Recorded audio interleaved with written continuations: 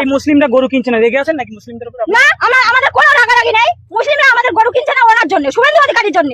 উনি মানে মুসলিমরা ভয় পেয়ে গেছে। উনি যেভাবে আইনটা বের করেছে, প্রশাসনের ভয় দেখাচ্ছে যে 6 মাসের জেল আবার জরিমানা। মানে এই ভয়টা কেউ আসছে না। আমাদের সোনার বাংলা বলার থেকে মৃত্যুর বাংলা তৈরি করে দিয়েছেন উনি। আমাদের স্বামীরা কি করে খাবে, কি করবে?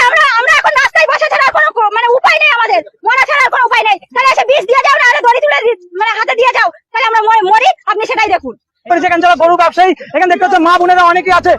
কি ব্যাপার, কি বলবেন? আমাদের যে শুভেন্দু অধিকারী মহাশয় এসেছে, উনি আমাদের কুরবানির কথাটা তুলে দিচ্ছেন, আমরা এটা মানতে পারছি না। এর কারণে আমাদের হয়তো মরা ছাড়া আর কোনো উপায় নেই। তখন আমরা কি করবো? শুভেন্দু অধিকারী জবাব দাও, তুমি জবাব দাও।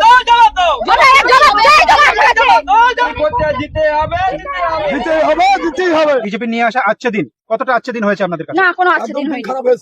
আরো আমাদের দিন খারাপ হয়েছে। আমাদের স্বামীরা কি করে খাবে, কি করবে?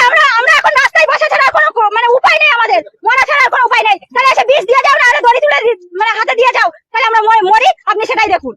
গরু ব্যবসায়ী কি আপনাদের?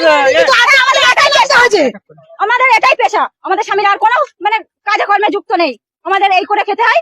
আমাদের মানে সংসারও চলে, ওদেরকেও আমরা খাওয়াই। এখন আর খাওয়াতে পারছি না।